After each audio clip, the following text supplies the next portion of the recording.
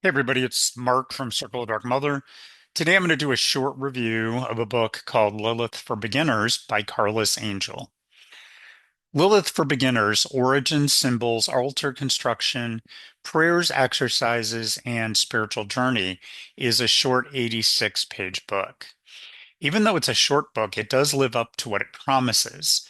It does cover all the basics of her history, how to work with her, and how to build a relationship. I was impressed with the inclusion of Mesopotamian and Zoharic information. These are both areas that most beginner books ignore. So I give high points for covering the gambit of topics, even in such a short work. I was also impressed with the quality of the book.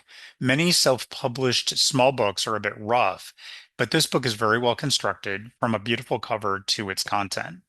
I'd recommend this book for anyone who wants to start their journey with Lilith.